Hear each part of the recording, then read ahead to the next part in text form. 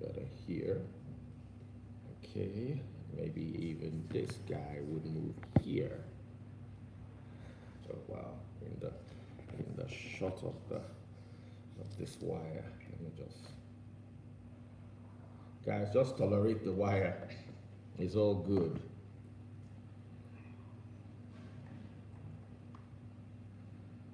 Okay. So can you hear me clearly? Yeah, very. Very clearly. Yeah. Okay. So once you're ready, count me down. Let's we move. I mean, how did they talk about? Me. We move. Okay, sir. In five, four, three, two, one. You're live.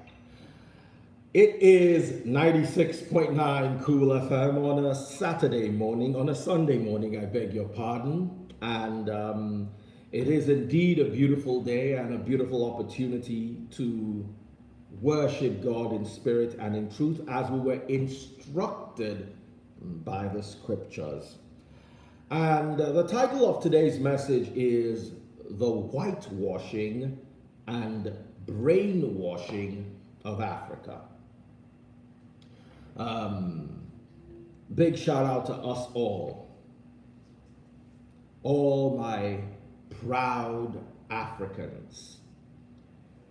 I celebrate you and I thank Yahweh for giving us the opportunity to address misconceptions that people have turned into religion. Today is going to be a good day because today you're going to be set free. And I pray that my path towards freedom.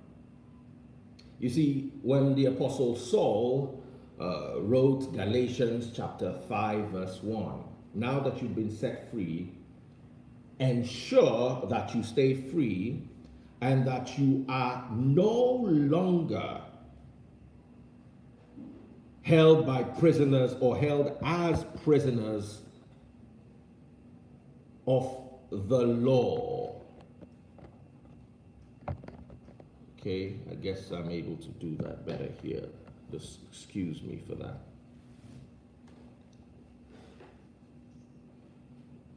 A lot of people would have interpreted that phrase to being stuck in the old covenant. But right now, I want you to know that we're gradually moving to a place where even what we thought was a new covenant was given to us adulterated by those who thought it better to manipulate us with religion. How can these verses exist in our Bible? And yet we so confidently proclaim and practice falsehood. Let us pray. Father, I thank you for the gift of today. I thank you for your mercy and your kindness. I thank you for opening our eyes, our souls, and our minds. I thank you for the spiritual upliftment you have decided to give us through the knowledge of who you are. I bless you, I praise you, and I glorify you. And I ask for your mercies to continue to pour upon this generation. In Yahushua's name I pray. Many of us seek blessings that we don't understand, and then we are hungry and fed by those who have knowledge. Jacob was blessed. Oh, he was one of the most blessed people of his time. He was blessed because he enjoyed the Genesis chapter 12 promise that God gave all the sons of Abraham. Then he also enjoyed the specific promise of Genesis chapter 17, where God gave the sons of Isaac. He also wrestled with God and prevailed and collected a blessing. He also collected his brother's blessing. His brother Esau was defrauded of his blessing by Jacob and their mom, And Jacob collected that blessing. But here's a problem with why knowledge is superior to blessing. Pharaoh was a worshiper of Ra, the sun god. He gave the daughters of Potiphar, or the daughter of Potipharah, the priest of On. That is, Potipharah means the priest of Ra. He gave the daughter to Joseph to marry. But when the revelation came, the revelation didn't go to the blessed, it went to the knowledgeable. It went to the able. When Joseph stood before Pharaoh, he said, "Put what you have in the storehouses." Jacob didn't have storehouses. Pharaoh was in charge of Egypt. He could take his ring and give to Joseph and say, "With this stamp on anything, I have authority." Jacob did not have that power. And you know what happened? Jacob had to come and beg for food. Not once, not twice. Benjamin was seized, and at the end of the day, for 400 years afterwards, his children's children became slaves. Even the true blessings of Yahweh, when not combined with knowledge and truth, will bring problem. Let alone when you have the false notion of being blessed. You look at Nigeria, 5 churches on every street. Behind my house, there are 3. Across the road, there's 1 cathedral. On the other side, there are like 2. I could go to a different church on my street, walking distance, for 2 months, and I'll not repeat churches. Am I lying? Yeah, where are the blessings? Where's the money? You pay tithe, you pay tithe, you pay tithe. We're one of the poorest nations on earth. Tithing is not about money. God blesses us with health. Really, in a country that has the average life expectancy rate of less than 54 years, our life expectancy rate is 53.9 years. Countries like Canada, China, that are the least religious countries on earth, or countries like Japan, where they are absolute Shintoists. China has life expectancy in the 70s. Japan, Canada, Germany, 85, 83 years. We are on 53. Okay, so if the blessing is not money, the blessing is not long life, what is now the blessing? Is Nigeria more peaceful than Japan or Canada? I don't even need to answer this question. All of you there are trying to run to Canada now as I'm speaking to you. I'm not sure there's any Nigerian listening to me who is in Nigeria who has not filled Canada immigration form, or who has not at least sent an email. Okay. So if it's not money, if it's not life expectancy rate, and it's not safety. There was a letter the other day telling us to be careful driving on some certain routes in Nigeria because of the current crisis. Do you have that crisis in Germany? Do you have that crisis in the Netherlands? Do you have that crisis in Canada? Do you have that crisis in Japan?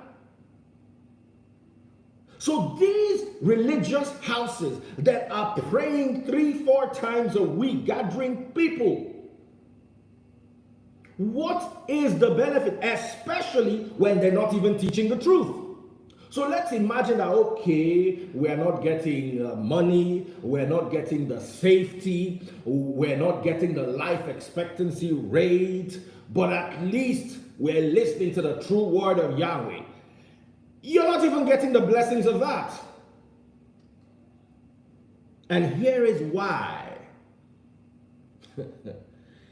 You are listening to a whitewashed and brainwashed gospel that has no bearing in the truth about Christ and God and salvation and life.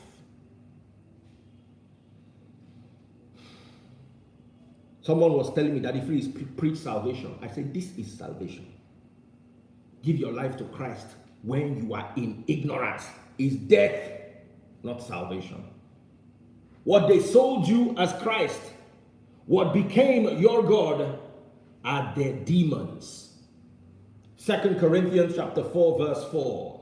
Satan, who is the god of this world, has blinded their eyes. They brought their demons and presented them as gods. And you threw away your demons and exchanged them with their demons. And you feel better off. Okay, I've thrown away my demons. Oh yeah, you have. You've gotten even worse demons, because at least your own demons, when you call them, they stop rain. When you call them, they stop lightning, or they send thunder. You collected blind and deaf demons that were used to manipulate you politically, economically, and in every possible way or form. They hate to admit that Egypt in Africa is a cradle of global civilization.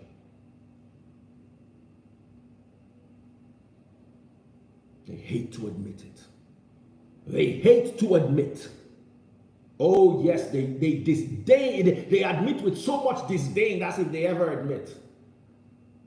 The white people in America, in Europe, were living in caves.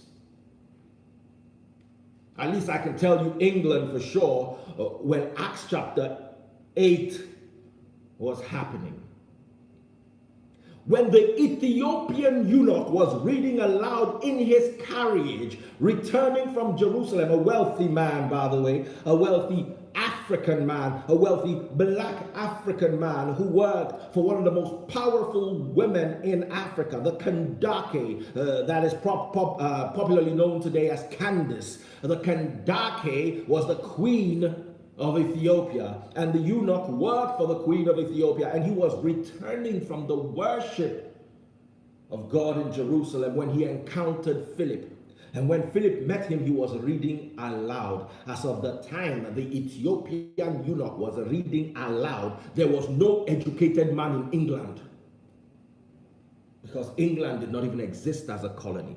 The English language had not even been developed, yet a black man was reading aloud, and they tell you they brought you education. Yeah, they did. They brought you miseducation. They took away what was yours, muddled it up, and gave you theirs. And you threw away what was yours and accepted what was theirs. And they've done it with the media for so many years.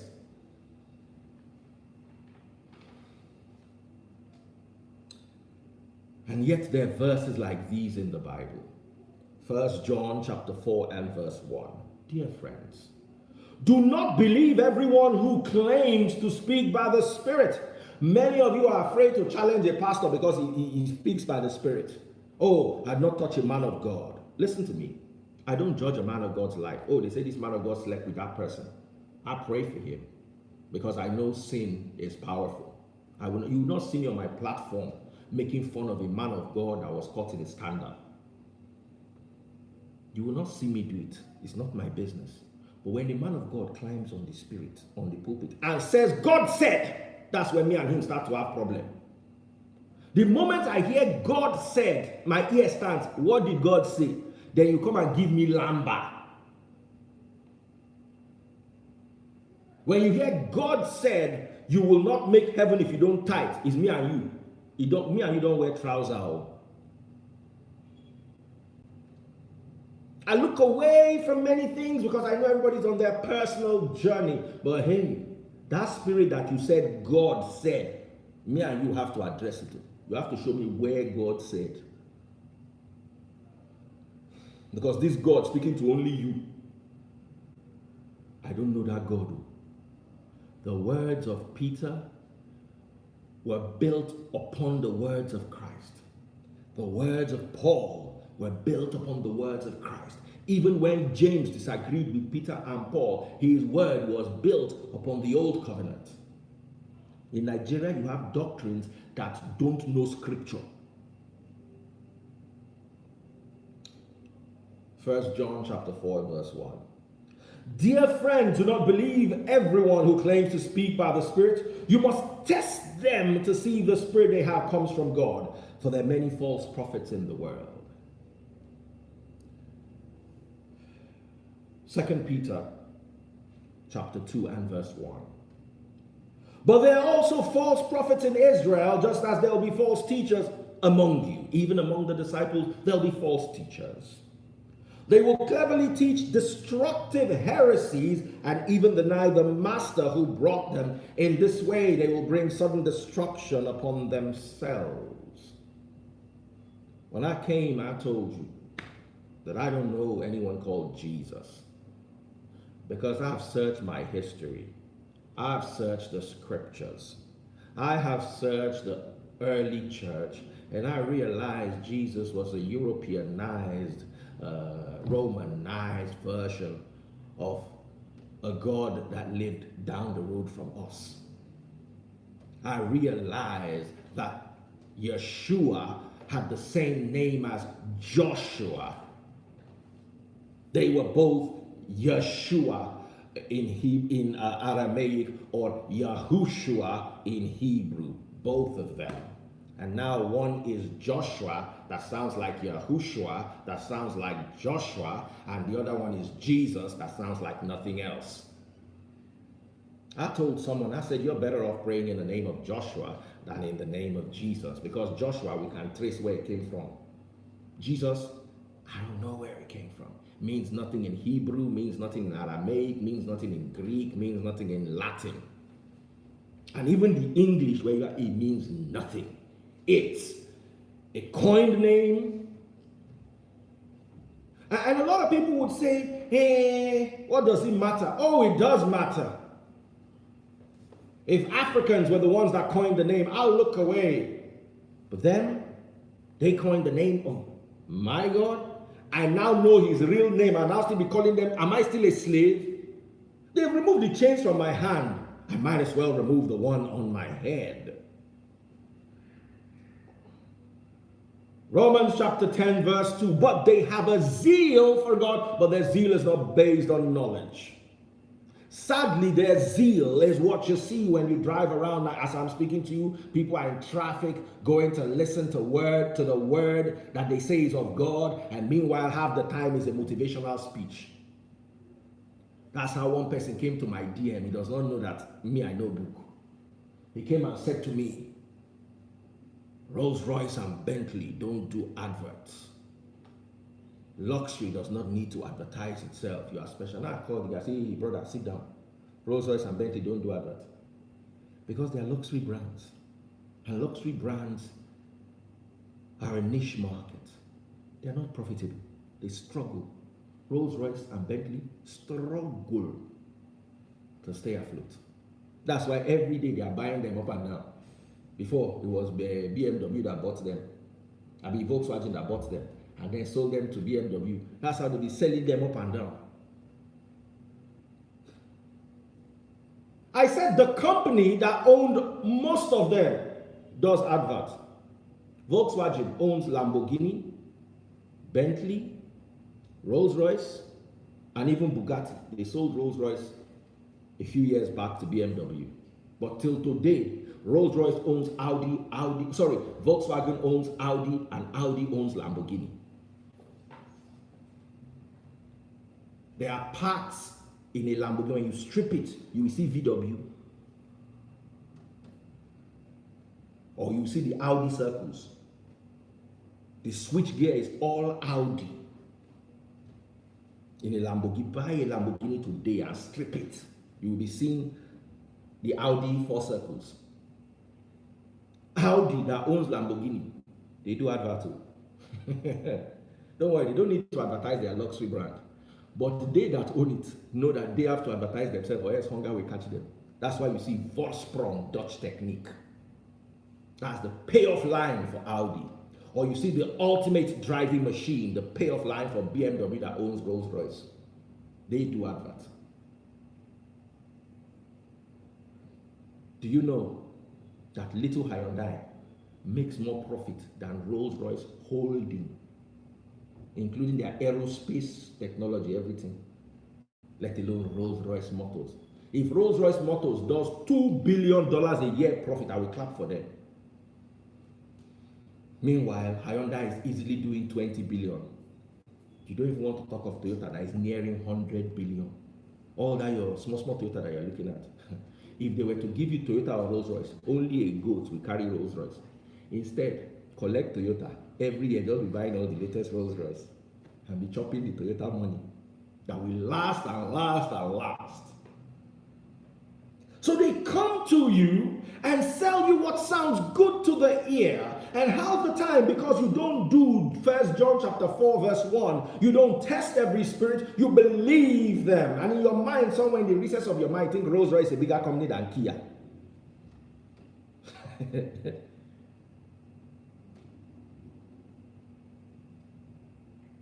You believe it. And Rolls Royce, because it's big and their car is expensive, you think it's a bigger company than Honda or than Toyota. Don't even think about it. Toyota will buy Rolls Royce and Boeing, Rolls Royce and Gulfstream. Toyota that manufactures car will buy private jet company plus Rolls Royce and Bentley together, and they'll be all right. But the problem is, you built your faith on ideas that were implanted into your head by people who are depraved when it comes to knowledge. 1 Thessalonians chapter 5 and 21, but test everything what is said. If you read verse 20, it says, do not despise prophecies, but test everything that is said. Hold on to what is good. So when somebody comes to prophesy, be listening. Oh, I prophesy that the moon is going to turn into a star. Be nodding your head. When they are gone, hold on only to what is good. If he said 20 things, he said one that is good. That one is your own. The rest is inside dustbin. Don't despise him. But test it. And when the one that you know that is wrong, you can call him and say, brother, come and carry your 19. You know, enter. Now only this one. Enter. If you go with me to the book of Revelation chapter 2 and verse 2. I know all the things that you do. I have seen your hard work and your patient endurance. I know you don't tolerate evil people. You have examined the claims of those who say they are apostles. How many of their claims? We're not even telling you to examine their work. Leave their work. Examine the claim. You have examined the claims of those who say they are apostles but are not. You discovered that they are liars. You haven't discovered. How you want to discover? When everything said, daddy, oh, daddy has spoken, my father and the Lord. I don't like that father. That was I'm nobody's daddy in the Lord. Nobody calls it, except me daddy freeze, yeah. But that daddy, oh, papa. Nah, fam. Because sometimes if I make a mistake like Peter did in Galatians chapter 2, I should be able to listen to Paul's wise counsel.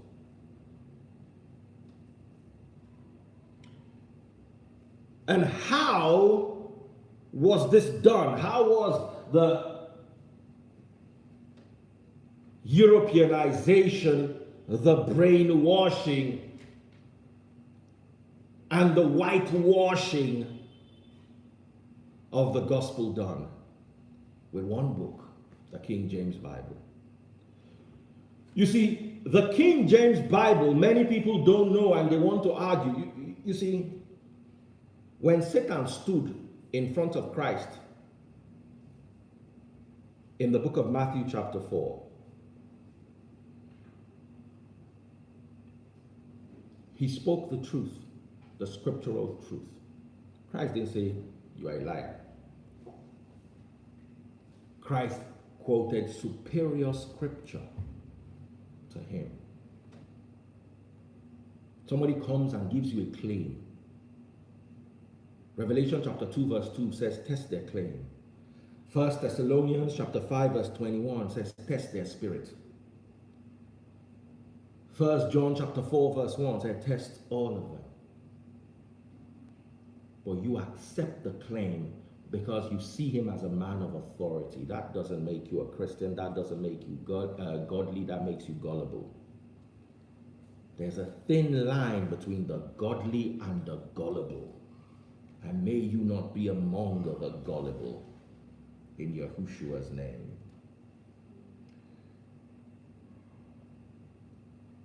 They will tell you that you're wrong.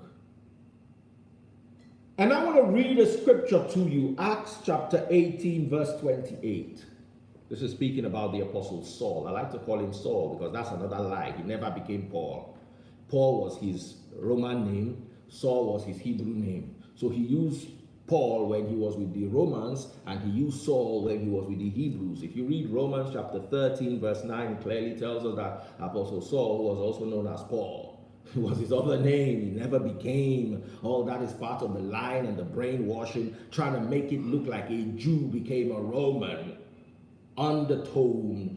What they're trying to say is he became a Christian, but instead what they're selling to you is he became a Roman. He never became a Roman. He was a Roman citizen as well as a Jewish citizen, but he was a Jew by birth.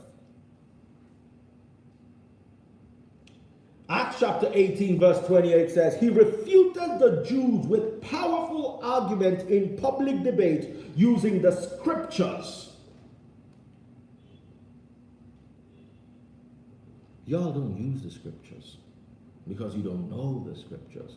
What you use is the fact that you bask in the anointing of men who've been misled.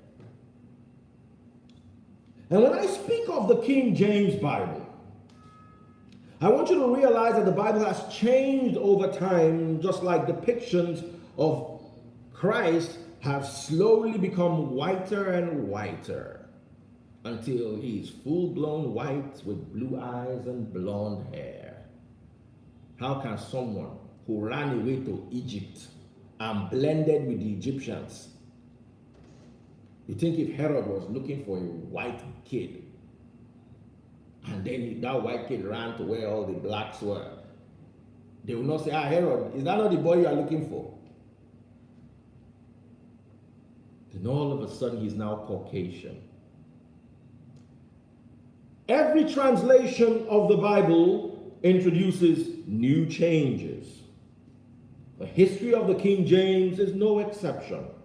It includes multiple mistranslations, lots of errors, and many problems. King James only Christians, which I used to be one. I used to believe that the King James was the most pure Bible. In my ignorance, I had zeal for God, but it wasn't based on knowledge, as Romans chapter 10 verse 2 tells us. It was based on ignorance, and I loved the King James because the Lord is my shepherd, I shall not want. If you read it in the King James, the way it is sweet, my cup runneth over. Touch not my anointed. King James had that poetry attached to it, and that poetry misled or is misleading the ignorant into believing it is the purest Bible. It is by far the most diluted and erroneous and political books. And if you're basing your Christianity on the King James Bible, there's a lot of likelihood that you're missing your salvation. And there's a lot of likelihood that you're actually worshiping demons.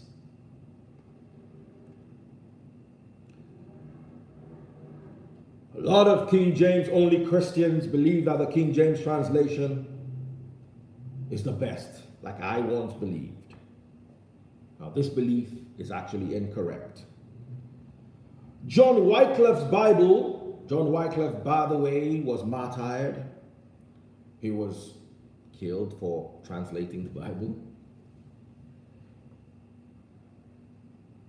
Was translated from Latin, that's from the Biblia Vulgata or the Latin Vulgate, into English almost 100 years before King James was first published. William Tyndale's English translation of the Greek New Testament was printed about 10 years before King James. Full English Bibles began to be printed, first with the Coverdale Bible, which used Tyndale's New Testament, and many others. According to a guy called Marg Wolsko, I hope I got that pronunciation right, Marg Wolsko, King James believed that a simple authorized version was a political and social necessity. He hoped his book will hold together the warring factions of the Church of England and the Puritans that threatened to tear apart both church and country. Most of the translators were clergymen belonging to the Church of England, but at least some had Puritan sympathies. King James issued over a dozen rules that the translators had to follow. He disliked the Geneva Bible, the Bible used mostly by the Puritans, because he believed that some of the comments in the margin notes were seditious and did not show enough respect for kings. James' new translation was to have no commentary in the margins. King James favored the hierarchical structure of the Church of England and wanted the new translation to use words that support a bishop-led hierarchy. In keeping with his preferred views on church government, he specified the old ecclesial words are to be kept, as the word church is not to be translated congregation. I personally believe congregation is a better translation of the Greek word ecclesia in some verses. Oh yes, it is, I know. King James also ruled that only his new Bible should be read in England's churches.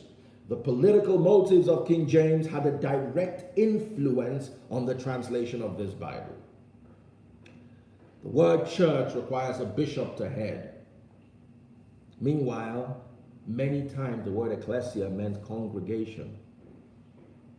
But it's easy to transfer a church to a building, while a congregation can be held online. As I speak to you, 312 people are watching me on Facebook, 204 on YouTube, 128 on Instagram.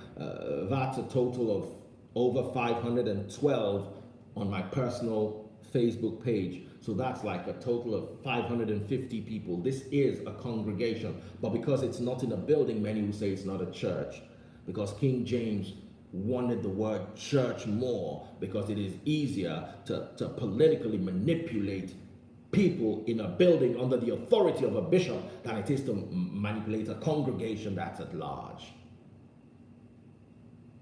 According to another author, Genevieve Carlton, King James wanted to protect Britain from a contentious religious war like the ones that had torn France and Germany apart in the 16th century. So he appointed a committee of 54 scholars and clergymen to write the King James Bible. It took them over 7 years to complete this. And as writer and editor from Charles McGrath points out, from the start, the King James Bible was intended not to be a literary creation, but rather a political and theological compromise between the established church and the growing Puritan movement. Essentially, James wanted a clear text with no room for doctrinal dispute, but the King James Bible did contain a number of mistranslations and eventually led to a lot of doctrinal disputes that confused readers for centuries. One of the many doctrinal disputes is using the word Easter, a word that was taken from a river goddess. Clearly, go and, as I'm talking to you now, don't take my word for it. Just type Easter Bible Encyclopedia. Just put it on your Google and see what comes out and read from the Bible Encyclopedia. The word Easter was taken from a Teutonic goddess of fertility named as Easter. And the Passover festival coincided with the Easter celebration. So instead of them taking the name Passover, they took the name Easter. All of the Bibles have dropped that word. They now realize that King James was bringing in witchery and wizardry and sorcery into the Bible because of his ignorance, or should I say, because of his political motivations. Just Google it. Don't trust me. Do this right now.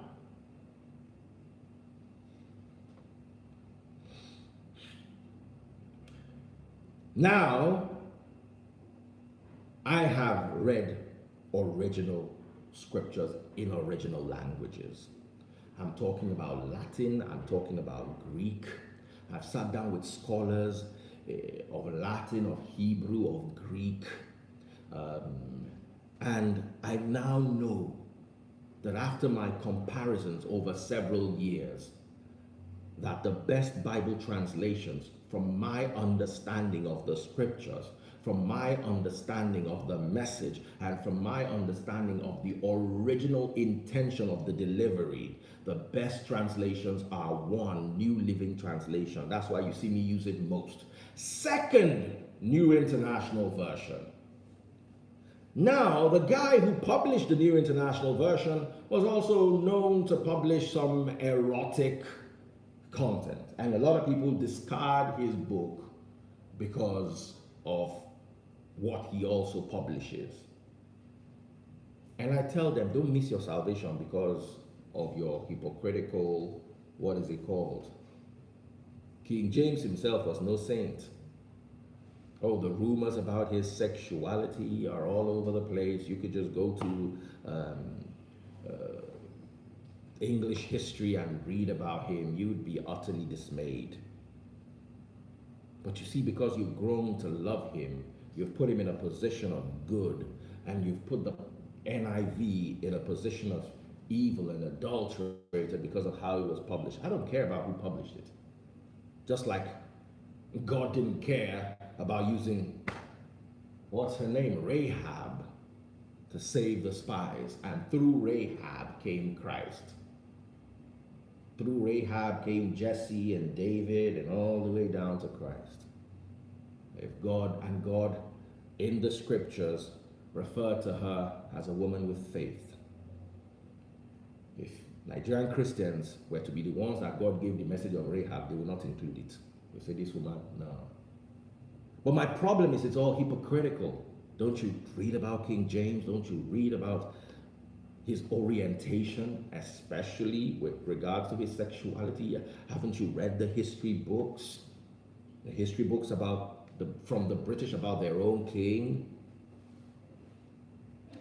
You know, so when comparing the NIV with the KJV, it will seem that there's some verses missing in the NIV and in other trusted translations such as the CEV, CSB, ESV, GNB, NET, and NLT. Actually, that's not the case. There are many verses where you will see this kind does not, you can't cast out this kind except by prayer. In King James, you say except by fasting and prayer. So you believe that they deleted that fasting in NIV or in NLT. No, that's not the case. I used to think like that before I was enlightened. You see, as much as 80% of Tyndale's translation is reused in the King James Version. Tyndale used several sources in his translation of the Old and New Testament. For the New Testament, he referred to the third edition of 1522, Desiderios Erasmus Greek New Testament, often referred to as the Textus Receptus. That's the received text. In the years since 1611, after the first KJV Bible was published, many older manuscripts have been discovered and carefully evaluated by scholars. Their conclusion is that the older manuscripts are more reliable. This has given modern translators unprecedented access to original documents. Therefore, translations such as the NIV actually reflect better Bible scholarship than was available in 1611 when the King James was first published. Let me explain this to you. I was having a conversation with a brother of mine, and we're studying the Greek Bible. And he brought out something from the Greek Bible, and I laughed. I said, yes, this is the Greek Bible available online. If you read the more original texts that are not available online, you see that this is missing here, this is missing here, this is missing here. So even in the Greek text, you see, the first thing you do is you understand that Bibles like King James are erroneous and misleading. Then you go into the newer Bibles. When you go into the newer Bibles, Your quest for knowledge does not abandon you, does not leave you. It actually wants you to seek more knowledge, so it moves you to the original languages. Now, when you get into the original languages, you start making comparisons. If you look at Jerome's work in the Vulgate and you compare it to the LXX, which is the Septuagint, or the original Greek New Testament in Koine Greek, you will start to see things that are not aligning. And in your search for what's the truth, a lot will be uncovered to you. And then you say, even NLT missed it here. Oh, even the Greek Bible missed it here. But it is a journey of scholarliness.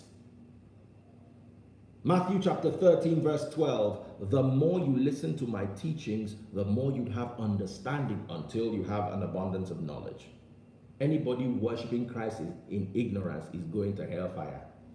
Hosea chapter 4 verse 6, my people perish because they lack knowledge. Revelation chapter 22 verse 16, outside the gates are those who practice falsehood. So no matter your zeal, no matter what you call spirit inside you, if it is not based on knowledge, you are being misled, you are missing the way. Here is the true journey of how your spirit is built. The foundation of everything is the truth. Upon the truth, you build your knowledge. And upon your knowledge, you build your faith. And upon your faith, you build your spirit. That's the hierarchy of your life. You start in the truth. Upon the truth, you build your knowledge. And why does the truth come before knowledge? You see, before Galileo Galilei, the knowledge at that time was that the earth was flat. Who remembers? Before the invention of the telescope and all those things, the earth was flat. That was knowledge.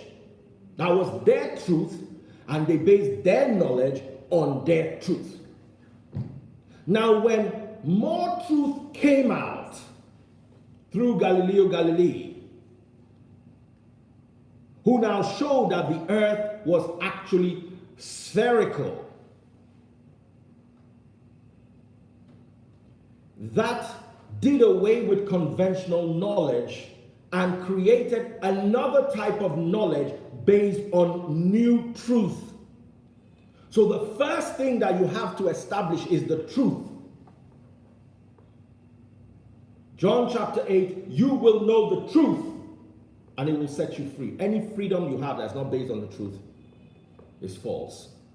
You will know the truth and the truth will set you free. So the first thing you need to establish in your life, in your spiritual life, is the truth. Upon that truth, you will build your knowledge. The more you listen to the truth, the more you listen to me, He is the truth. So the more you listen to the truth, the more you have understanding until you have an abundance of knowledge. So you listen to the truth to build your knowledge. And when you build your knowledge through the knowledge of God, you build your faith. And a faith based on the knowledge of God, based on the truth of Christ, gives you your spirit or your spiritual life. So when you have a spiritual life that's built on falsehood, you are following demons.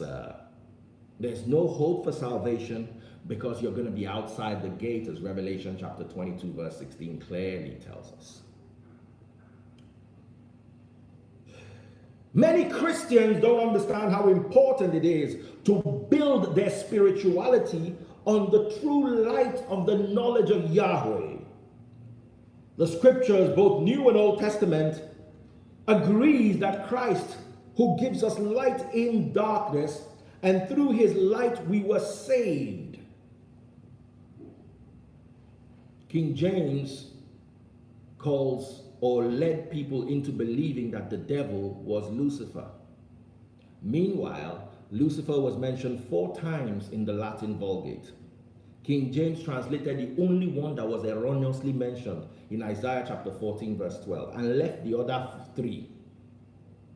The 2 come from the book of Job and 1 from 2 Peter chapter 1 verse 19. If you read the original Vulgate, I told people, I was teaching a sermon yesterday. I said, look, wherever you are, I'll do it again today. Just type this for me. 2 Peter chapter 1 verse 19. Type it and type Vulgate beside it. And let Google bring out the Vulgate for you. Just do this, and you see Peter calling Christ Lucifer. Just do it yourself. Then when you see what comes out, because it's going to come out in Latin, copy that Latin, then go up. Do you have your phone here? Go and bring your phone. I want you to do it. Do this assignment with me.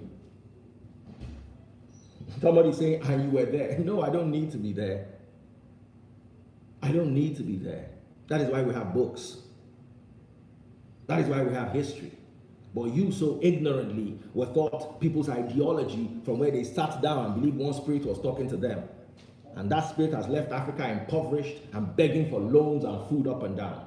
Do you have internet? Good. Type 2 Peter chapter 1 verse 19 and then type Vulgate and show me what comes out.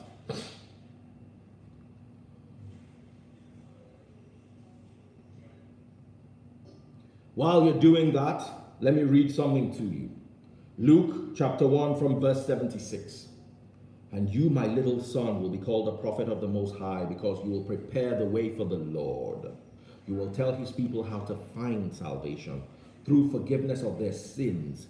Because of God's tender mercies, the morning light from heaven is about to break upon us all, to give light to those who sit in darkness and in the shadow of death, and to guide us to a path of peace. The morning light is about to break, and your Lucifer is Satan. What does Lucifer mean? Light bringer. Because one scripture said they saw him fall like a flash of lightning. That's what makes him light bringer to you people. Have you done it? Yes, but instead of showing the thing, you're showing people explaining it. People's explaining it. No, just put Latin Vulgate. Type Latin Vulgate beside it. Yeah, that's I want you. So here's the thing. I'm trying to make sure it's available to you all. 2 Peter 1:19. Type Latin Vulgate. I want the original Latin text to come out, and I want you to verify it yourself. Ephesians chapter 5 verse 14 says, "So it is said, wake up, sleeper, rise from the dead, and Christ will shine on you." Christ's going to shine on you. Meanwhile, Satan is your Lucifer, your light bringer is Satan. Obviously, you guys missed this by a margin. And that salvation you are seeking, I worry for it. You've gotten the Latin. Now copy the Latin and then take it back to Google and type Latin to English translation.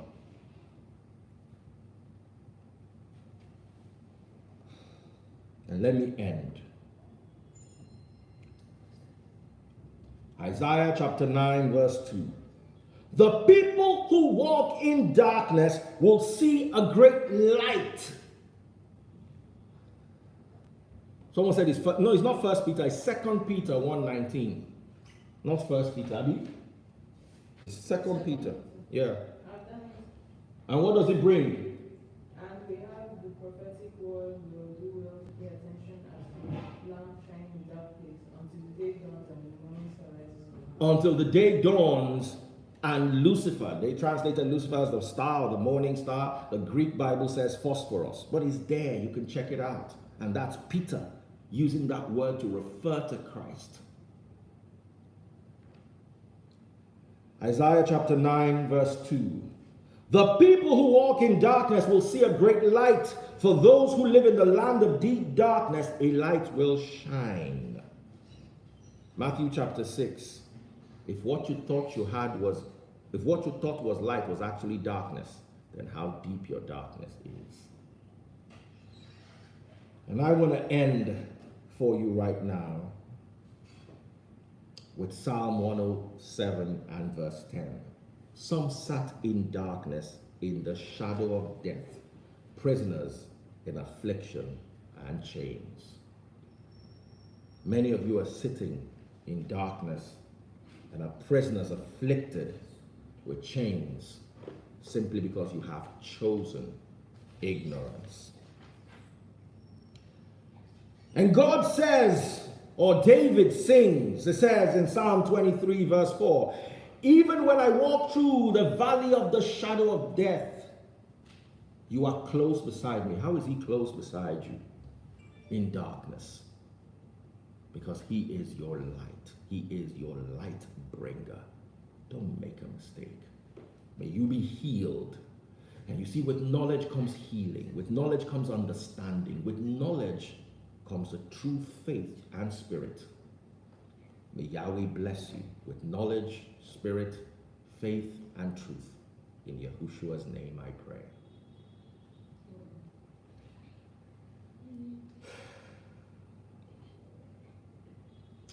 Let me call the radio.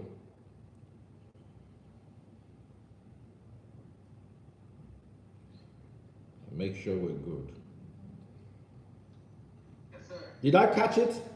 Yeah, you did. All right, perfect. Yes, boss. Bless you, bless you. This your mask is fine, though. Thank you, sir. So, the message has ended. Thank you all so much.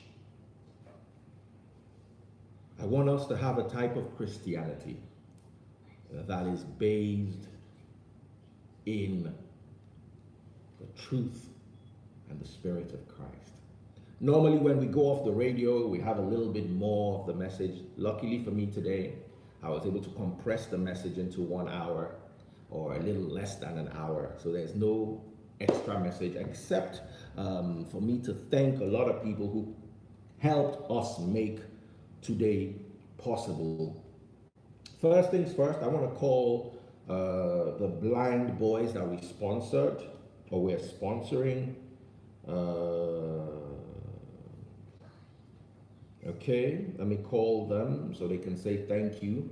A certain lady paid 80,000 naira each. I was even trying to raise 60K because I know things are hard. I was like, if I can get 60K for each of these boys, I'll be fine. One lady just called me. These are the kind of people I like. Daddy Freeze, I'm taking the two of them. So I sent each of them 80,000 naira towards their rent and towards their feeding.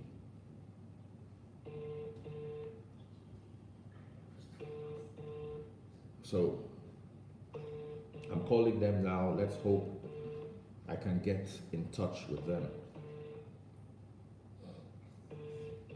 So thank you so much to everyone who contributed to all the other charitorious works that we've done. I'll try to call him again as we proceed. Stephen, the boy who was conducting traffic, we're finished with his shop. I'm gonna send the videos to Simply Vic and some people. I might consider putting them online for everybody who contributed. Stephen has started selling. We bought him a fridge, we made a shop, and Stephen was very sharp. He did shop and bedroom. So he has a shop and he has a little room where he sleeps inside the shop. He sells a lot of things that they sell. I don't know who advised him. Most of the things he bought were gin in sachet and things like that, but that's what the Malams do sell.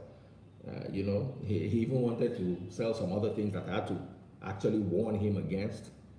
Thankfully, the guy who I put in charge of it ensured that he didn't try to sell those things. You know, these are our brothers, we have to be gentle with them. Let me call this guy again. So thank you so much to everyone who contributed towards Stephen's shop. It is fully ready. The other two boys, Friday and, do you remember the other guy? Friday and, oh, I've forgotten his name now. Huh?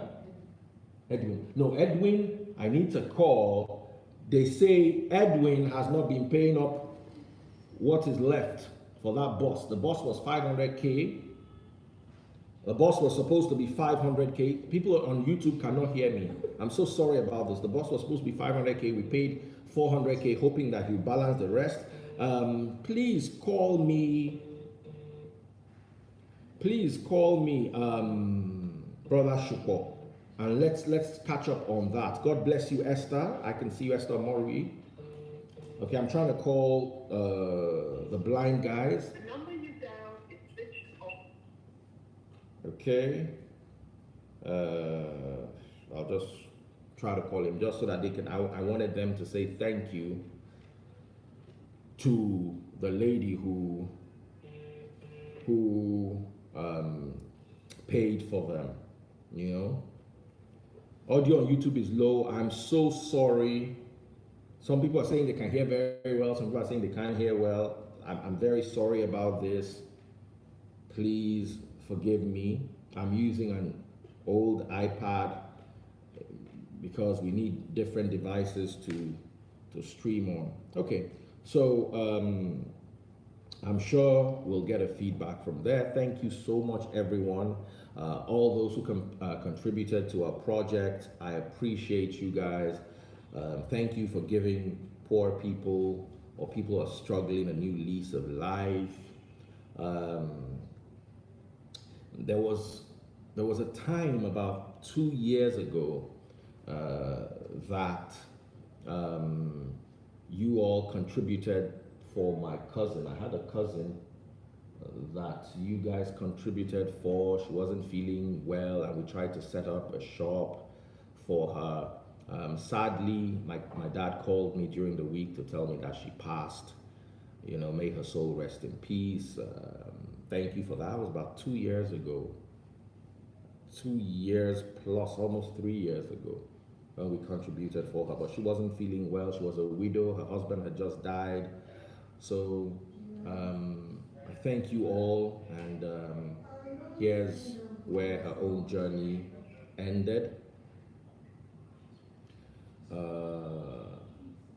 Thank you so much for everyone who supported back then, and sadly, really sad. She was younger than me because she was my younger cousin, maybe about 2 years younger, thereabout. You know, sad. At least we're able to give her an opportunity to take care of herself for 2 years before she passed. So Ademola Shitu, I see you. God bless you. God bless you, brother. Anyone else? Don't forget, guys, to catch Nevada Bridge TV's new movie is coming out on the 12th. It is called Fine Wine with RMD and everybody else. Nevada Bridge is one of the deacons of the Free Nation, one of the people who has mostly supported me. By support, I don't mean money. I mean he's been like a backbone behind me. You know, and there's nothing that he does that I don't support, especially since he's trying to grow the local movie industry and he's trying to create jobs. He has a dream bigger than Netflix, and he wants it in Nigeria for Nigerians, and he wanted to sell Nigerian content globally. It's been a tough journey, but he's done so well for himself. He has given, during the COVID period, many actors would have died of hunger if not for Nevada Bridge. He provided them a source of income for their content, and he also provided people at home for only 750 naira a month an opportunity to enjoy our own local content. So a big shout out to him. Please support Nevada Bridge. How do you join Nevada in the UK? Simple. Just download it on your iOS or download it on your Android. It is Nevada Bridge TV. Just download it. It's about £3 in the UK and $3 in the US and 750 naira in Nigerian money. Please check it out. Please support him. He not only supports me, he supports the Free Nation, and he supports Nigeria as a whole. There are people who will have died of hunger. I'm not joking. If not for Nevada Bridge's industrialized brain and his innovative thinking and the way he has taken the creative industry and turned it into an enterprise of global value. So please support him. Download. Let him see those downloads. It's 750 naira a month. Do it for one. And you like Nigerian movies. There's no way you go to Nevada Bridge TV and not see one Nigerian movie you like. And that Nigerian movie, as you are watching it, you are paying the actor, you are paying the cameraman, you are paying everybody else who is in the hierarchy of income from that particular movie. So please, all of you, there are over 500 people listening to me right now. 131 on Instagram, 203 on YouTube, 219 on Facebook, and another 13 on my other Facebook. It's over 500 people. If all of you subscribe at a very 750 naira is affordable. You pay 18,000 for DSTV now. So, and you pay 4,000 plus for Netflix. I have Netflix. I pay about, for anytime the bill comes, my heart just says, hey, Netflix has withdrawn their money because they do it with dollar. Hey, Netflix, don't come. Oh. And for less than 1,000 naira, you can get access to your local content and then build your local industry. You know, when Nevada Bridge first started, I advised him to go to YouTube. He refused. He said, instead of him to fund YouTube that is owned by Weibo people and Google, let him do his own. And thereby he created Nevada Bridge TV. And with that platform, he has gone and will continue to go places. Also, look out for his movie dropping on the 12th of February. It's called Fine Wine. Please do support him in any way you can. Thank you so much, everyone. For the rest of us, may the light of the truth of Yahushua guide you. May that light be your guide. Luke chapter 1 warns us or tells us of how John the Baptist was coming, and he was leading the way to when the morning light will come. 2 Peter chapter 1 verse 19 reiterates that and tells us of the morning light called Lucifer in Latin or Phosphorus in Greek, which was Christ. Don't let your morning be shrouded in darkness. Don't let your day be overcast. Oh, let's turn this into a prayer. Father, Lord, for every single person listening to the sound of my voice this morning or this afternoon as we've crossed over, let the light of the morning be the true light of Yahushua upon us. Let us not have darkness where we thought we had light, as Matthew chapter 6 warns us. Father, in Yahushua's name, let us have your light as we walk through the valley of the shadow of death. Let your light illuminate us. Let your spirit and your truth be upon us. As we build our spirit on your truth, and your truth is the foundation for our knowledge, and our faith is built on our knowledge, and our spirit is a totality of our faith, knowledge, and your truth. Father, let this be our new spiritual life. A spiritual life of John chapter 8, where the truth has set us free. A spiritual life based on your love and your light. And our Lucifer, our bringer of light, is none other than Foston Anderon, the light of mankind, as John chapter 1 describes him. Father, give me your light. Heal me with your light. There's healing in knowledge. There's money in knowledge. There's joy in knowledge. There's a new lease of life in knowledge. And there's destruction. People perish at the lack of it, as Hosea chapter 4 verse 6 informs us. Father, may we not perish for the lack of knowledge, but instead grow in you, blessed and healed, prospering on your knowledge. In Yahushua's name I pray. As you go into this week, you are blessed. You're the children of light. Your father is not the devil. Your father is the one who brought you that light. God bless you all.